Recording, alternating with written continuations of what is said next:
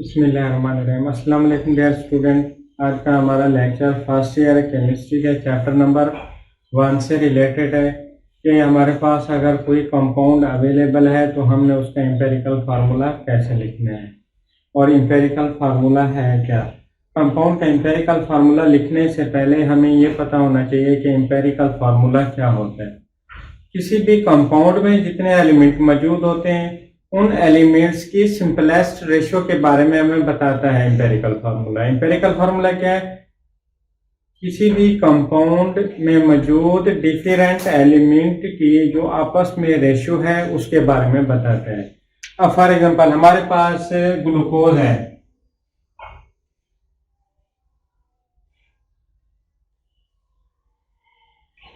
Glucose का formula है C6H12O6। अब इस ग्लूकोज का एम्पिरिकल फार्मूला क्या बनेगा? इस ग्लूकोज का एम्पिरिकल फार्मूला बनता है CH2O।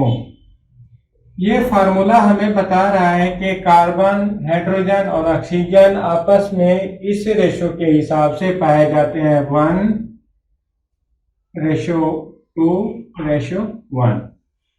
इस रेशो के हिसाब से पाए जाते हैं। यह है ग्लूकोज का एम्पिरिकल फार्मूला। चलें, ये तो डेफिनेशन थी, लेकिन हमने क्या देखना है? हमने ये देखना है हमारे पास कोई कंपाउंड अवेलेबल है तो हम उसका एम्पिरिकल फार्मूला कैसे लिख सकते हैं। सबसे पहले हम क्या करेंगे? सबसे पहले हमने मालूम करनी है उस कंपाउंड में मौजूद एलिमेंट्स की परसेंटेज। क्या मालूम करनी है? फर्स्ट स्टेप है परसेंटेज ऑफ एलिमेंट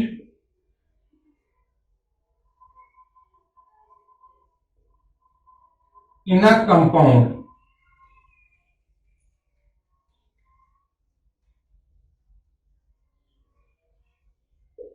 हमें जो कंपाउंड दिया गया होगा उसमें जो डिफरेंट एलिमेंट होंगे पहले हम उनकी परसेंटेज मालूम करेंगे। परसेंटेज का फार्मूला है मास ऑफ एलिमेंट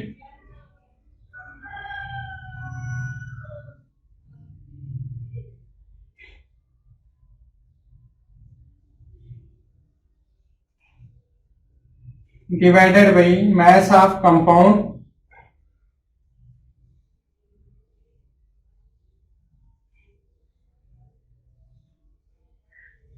मल्टीप्लाई करेंगे 100 के साथ।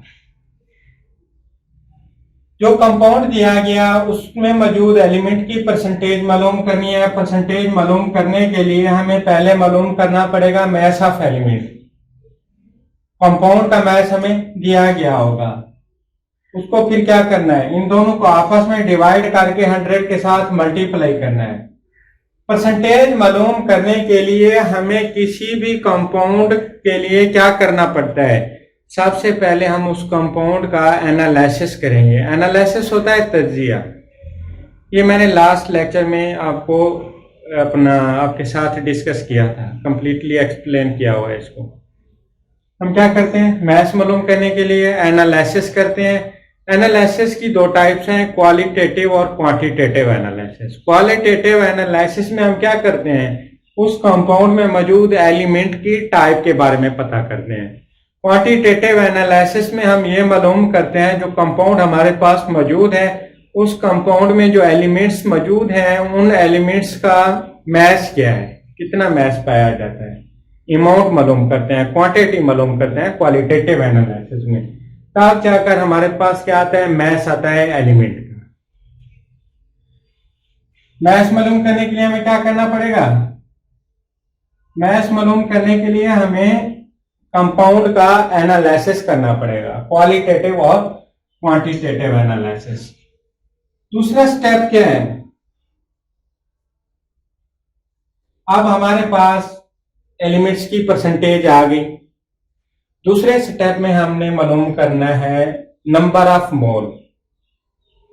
याद रखना, gram atomic mass, gram molecular mass, gram formula mass of a substance is known as 1 mole। किसी भी एटम का जो ग्राम एटॉमिक मास होगा, ग्राम मॉलिक्यूलर मास होगा, किसी मॉलिक्यूल का, किसी कंपाउंड का क्या होगा, आयनिक कंपाउंड का ग्राम फार्मूला मास वो क्या कहलाएगा, 1 मोल कहलाएगा। ग्राम एटॉमिक मास एटम के लिए होगा, ग्राम मॉलिक्यूलर मास मॉलिक्यूल के लिए होगा, ग्राम फार्मूला मास आयनिक कंपाउंड के लिए होगा, क्योंकि हम उनका फार्मूला यूनिट लेते होते हैं। ये सारे बराबर होते हैं किसके, 1 मोल के। अब दूसरे स्टेप में हमने मालूम करना है number of mole.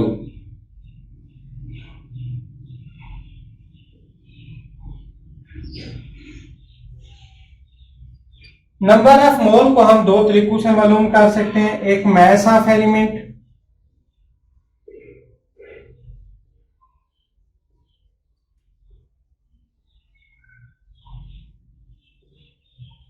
Mass of element क्या होगा, वो मास जो कंपाउंड में उस एलिमेंट का क्वांटिटी जितना मौजूद है, जितना अमाउंट कंपाउंड में मौजूद है वो मास लिखेंगे, वो हम मालूम कर चुके होंगे एनालिसिस के थ्रू। उसके बाद हम क्या करते हैं, मोलर मास लिखते हैं यहाँ पे,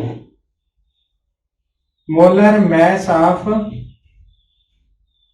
एलिमेंट।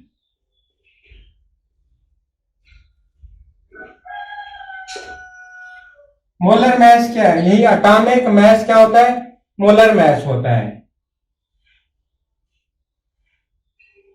ये वाला मास कौन सा होगा, मास ऑफ एलिमेंट, ये वो मास होगा। फॉर एग्जांपल हमारे पास ये ग्लूकोज है ना, कि ग्लूकोज में कार्बन का हमने क्या करना है, नंबर ऑफ मोल मालूम करने हैं। इस ग्लूकोज में जो कार्बन की मिकदार है, ग्लूकोज के कंपाउंड में मौजूद कितना कार्बन पाई जाती है, वो मास होगा एलिमेंट का। मोलर मास क्या होगा, अब कार्बन का जो एटॉमिक मास है वो 12 है, वही उसका क्या होगा, मोलर मास होगा। एक तरीका तो ये है नंबर ऑफ मोल मालूम करने का। दूसरा क्या है, दूसरे तरीका ये है, नंबर ऑफ मोल हम मालूम कर सकते हैं अगर वो हमारे पास एनालिसिस की रिपोर्ट मौजूद नहीं है, तब जो क्वेश्चन आएगा ना वो उसमें हमें एलिमेंट की परसेंटेज के बारे में बताएगा। परसेंटेज ऑफ एलिमेंट,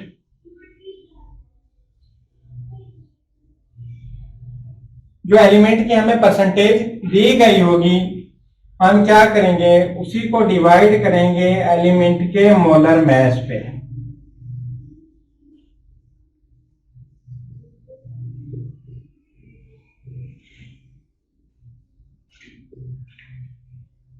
ये दो मेथड है। पहला मेथड ये है कि मास ऑफ एलिमेंट लिखेंगे, जो कंपाउंड में उस एलिमेंट का मास मौजूद होगा, कितना क्वांटिटी में मौजूद है वो मास लिखेंगे, उसको डिवाइड करेंगे एलिमेंट के मोलर मास पे। मोलर मास क्या होता है, किसी भी एलिमेंट का जो एटॉमिक मास है वही उसका मोलर मास है। अगर वो हमें मास नहीं दे रहा एग्जांपल में, या कोई हमें कहता है कि आपने ये क्वेश्चन करना है, वो हमें मास नहीं देता, तब वो हमें क्या करेगा, हमें देगा परसेंटेज ऑफ एलिमेंट। हमने उसका मोल कैसे मालूम करना है, मोल मालूम करेंगे परसेंटेज ऑफ एलिमेंट जो हमें दी गई होगी उसको डिवाइड करेंगे मोलर मास ऑफ एलिमेंट पे। जैसे पहले पता है मोलर मास ऑफ एलिमेंट क्या है, एटॉमिक मास है, कंफ्यूज नहीं होना इन दो टर्म्स में, मास और मोलर मास में कंफ्यूज नहीं होना। मास क्या होगा, कंपाउंड में मौजूद एलिमेंट की जो मिकदार हमने डाली थी वो क्या होगी, मास होगी, या कंपाउंड में मौजूद एलिमेंट की जितना मिकदार है वो उस एलिमेंट का मास होगा। मोलर मास क्या होगा, मोलर मास एटॉमिक मास होगा। इन दो टर्म्स में आपने कंफ्यूज हरगिज नहीं होना। उसके बाद हम क्या करेंगे, हमारे पास ग्लूकोज था, ग्लूकोज में हमने क्या किया, कार्बन का नंबर ऑफ मोल भी मालूम कर लिए, हाइड्रोजन के नंबर ऑफ मोल भी इसी फार्मूला के तहत मालूम कर लिए, ऑक्सीजन के भी मालूम कर लिए हैं।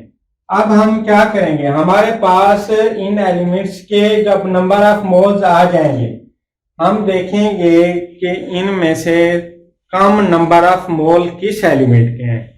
जिस एलिमेंट के नंबर ऑफ मोल कम होंगे, बाकी एलिमेंट्स के नंबर ऑफ मोल्स को उस कम एलिमेंट वाले जिसका नंबर ऑफ मोल कम है उस पर तकसीम करेंगे, हमारे पास एक रेशियो आएगी।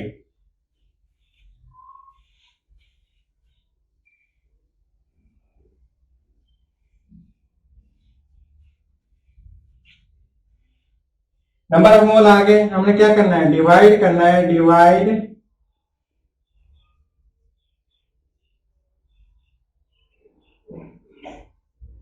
Number of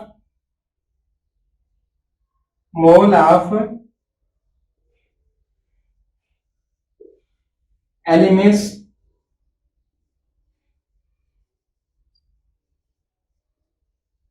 present in a compound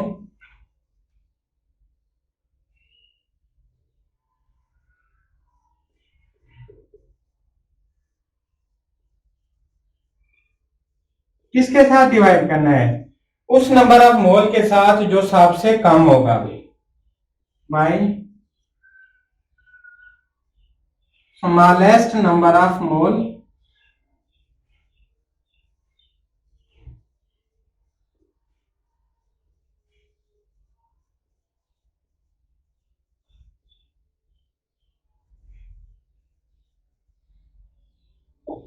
of element present in a compound. समझ आई? नंबर ऑफ मोल मालूम कर लिए थे। हमारे पास जो नंबर ऑफ मोल आए, हमने क्या किया था, हमने जो सबसे छोटा नंबर ऑफ मोल था उसको देखा, फिर जो नंबर ऑफ मोल बड़े थे, जिन एलिमेंट्स का नंबर ऑफ मोल ज्यादा था, उन एलिमेंट्स को हमने डिवाइड किया स्मॉल नंबर ऑफ मोल जो हमारे पास आया था। अब इस सारे प्रोसेस को हम एक एग्जांपल के साथ सॉल्व करेंगे ताकि आपको मजीद क्लियर हो जाए कि ये एम्पिरिकल फार्मूला कैसे लिखा जाता है। अब देखें उसने हमें क्या किया है, उसने कहा what is the empirical formula of ascorbic acid. हमने क्या करना है, एस्कॉर्बिक एसिड का एम्पिरिकल फार्मूला मालूम करना है। आप देखें मैंने आपको कहा था कि परसेंटेज उसने हमें दी हुई है। पहला स्टेप क्या था, परसेंटेज वाला था, परसेंटेज दी हुई है। दूसरा स्टेप क्या था, नंबर ऑफ मोल मालूम करने थे। इस क्वेश्चन में वो हमें या तो मैस ऑफ एलिमेंट देता जो कंपाउंड में मौजूद है, हम क्या करते हैं उसके मोलर मैस पे डिवाइड करते हैं, हमारे पास नंबर ऑफ मोल आ जाते। उसने हमें मैस नहीं दिया, उसने हमें दिया परसेंटेज। परसेंटेज से हमने क्या करना है, नंबर ऑफ मोल मालूम करने हैं। नंबर ऑफ मोल मालूम कर सकते हैं कैसे, परसेंटेज को डिवाइड करेंगे एलिमेंट्स के मोलर मैस पे। मोलर मैस क्या होता है, एटॉमिक मैस होता है। हमारे पास इन सभी एलिमेंट्स के कार्बन, हाइड्रोजन और ऑक्सीजन के नंबर ऑफ मोल निकल आएंगे। हम देखेंगे इन तीनों में से कम नंबर ऑफ मोल किसके हैं। जिसके कम नंबर ऑफ मोल होंगे बाकी सभी को उसी के नंबर ऑफ मोल पे तकसीम करेंगे, हमारे पास एक रेशो आएगी। यहां पर पहुंच गए हम। जब वो रेशो आएगी, अगर वो रेशो है होल नंबर में, तब वही उसका एम्पिरिकल फार्मूला होगा। अगर वो होल नंबर में नहीं है तो हम उस रेशो को मल्टीप्लाई करेंगे ऐसे सूटेबल डिजिट के साथ के जो फ्रैक्शन में आ रही है हमारे पास रेशो, वो कन्वर्ट हो जाए होल नंबर में। हम करके देखते हैं अभी, ये सारा आपको इंशाल्लाह समझ आ जाएगा। परसेंटेज ऑफ कार्बन है, हमने इसका नंबर ऑफ मोल मालूम करना है। Number of mole of carbon,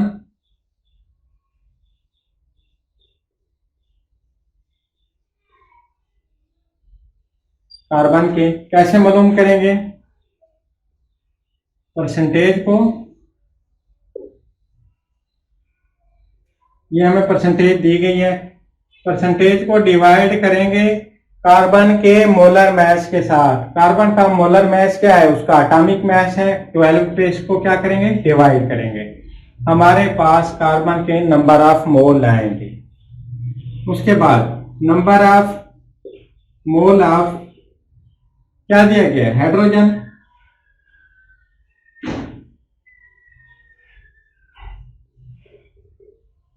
hydrogen की जो परसेंटेज होगी क्या है, 4.58%। इस परसेंटेज को डिवाइड करेंगे हाइड्रोजन के मोलर मैस पर। हाइड्रोजन का मोलर मैस क्या है, 1 है। जो आंसर आएगा वो उसका क्या होगा, हाइड्रोजन का नंबर ऑफ मोल होगा।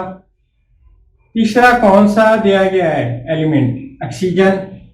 Number of mole of oxygen मालूम करना है।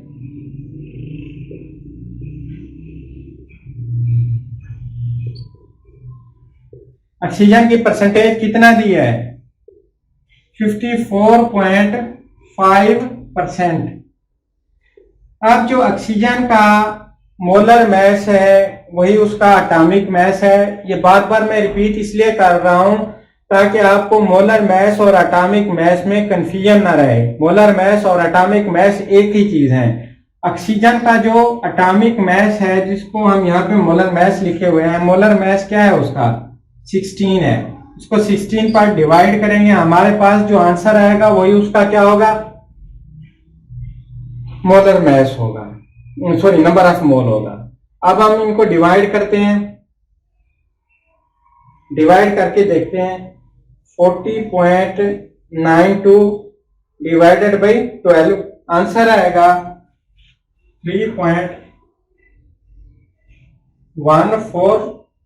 ये क्या आ गया? नंबर ऑफ मोल आ गए।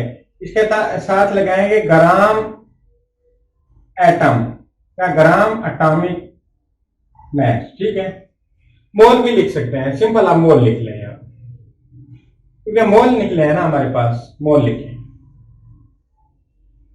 इसको एक बार डिवाइड करेंगे वही आंसर आएगा मोल। हमने क्या करना है फिर? ऑक्सीजन के मोल मालूम करने हैं। 54.5 डिवाइडेड बाई 16, क्या आंसर आया? 3.40 मोल। अब हमारे पास इन तीन एलिमेंट्स जो एस्कॉर्बिक एसिड में मौजूद हैं, ये तीन एलिमेंट कौन कौन से हैं? Carbon, hydrogen, oxygen. इन सभी के नंबर ऑफ मोल हमने निकाल लिए हैं। तीसरा स्टेप कौन सा था? जब नंबर ऑफ मोल आ जाए हमने क्या करना है? इनमें से देखना है कि स्मॉलेस्ट नंबर ऑफ मोल किसके हैं, फिर उसी नंबर ऑफ मोल पे बाकी नंबर ऑफ मोल को डिवाइड करेंगे। देखें, हम इनकी रेशो लिखते हैं 3.41। रेशो है क्या? 4.58। रेशो क्या है? 3.4। आप देखें 3.4 या 3.41, इनमें कोई इतना बड़ा फर्क नहीं है, क्योंकि जो डिजिट अपना पॉइंट्स में जो डिजिट आते हैं, पहले डिजिट की या पहले दो डिजिट की वैल्यू होती है, उसके बाद हम वैसे सिंपल डील करते हैं उनके साथ। हमने क्या करना था? ये हमारे पास रेशो आई कार्बन, हाइड्रोजन की और ऑक्सीजन की, ये रेशो आ गई।